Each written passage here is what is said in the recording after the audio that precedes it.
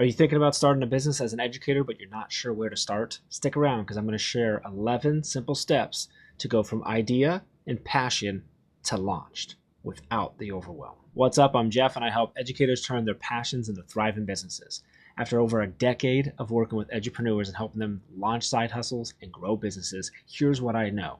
First off, you don't need a business degree. You don't need to have entrepreneur in your LinkedIn profile, and you don't need a fancy website. What you do need is a simple checklist of the things you need to do next. In this video, I'm going to share the 11 steps that you can take to go from idea to launch without all the overwhelm. Before we dive in, if you get any value out of this video, drop us a like, subscribe to the channel, share it with a friend, and drop a comment and let us know you're serious. All right, look, I've worked with so many teachers and educators that are right where you're at, and I've been there as an entrepreneur too. You're looking down at a blank paper, or maybe you're staring at a blank screen and you're trying to figure out, where do I start? What do I do first? How do I do this thing?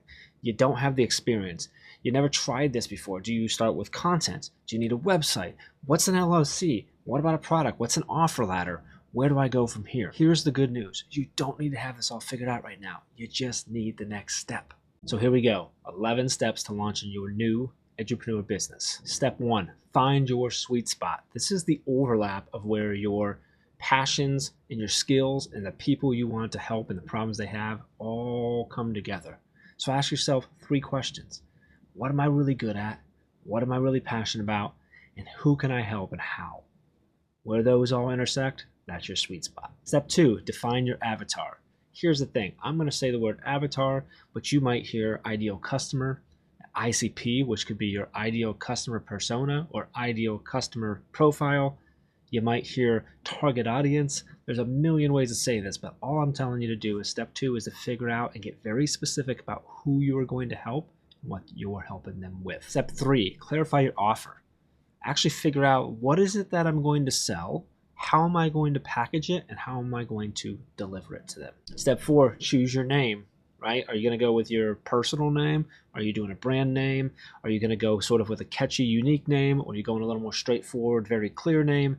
There's no right or wrong answer. You just need to figure it out. Quick tip on finding your name. You really want to do some research on this one. So go Google it. Whatever name you come up with, Google it a whole bunch. Try to Google it in a few different ways. Go ask ChatGPT or some other AI if they've ever heard of a company, if there's any companies out there that use that name. Go onto a site like GoDaddy.com, type it in, see if the domain that would go with that is already taken or not. And then if it is, go look and see what that is, because sometimes people just buy them, but they don't actually have a business. Do a little bit of research here so that when you get really passionate about that name, because what I've found is that people get really excited and get passionate when they come up with a name. And it really sucks to do a bunch of work utilizing that name or thinking about that name and then find out later that it's already taken and now you can't get the domain or you can't get registered in your state, which also check your state. Go to the Secretary of State and search as well for different corporations, LLCs, and see if that name comes up. Okay, let's go back to the list. Step 5, define your brand and your tilt. What I mean by this is what makes you different. How are you going to stand out in the crowd? What makes you memorable? What sets you apart? That's your tilt. Step 6, lock in your essentials. 3 key pieces here. 1, protect yourself. So go talk to a lawyer. I am not a lawyer. I'm not going to give you legal advice. 2, get yourself a separate bank account for your new business.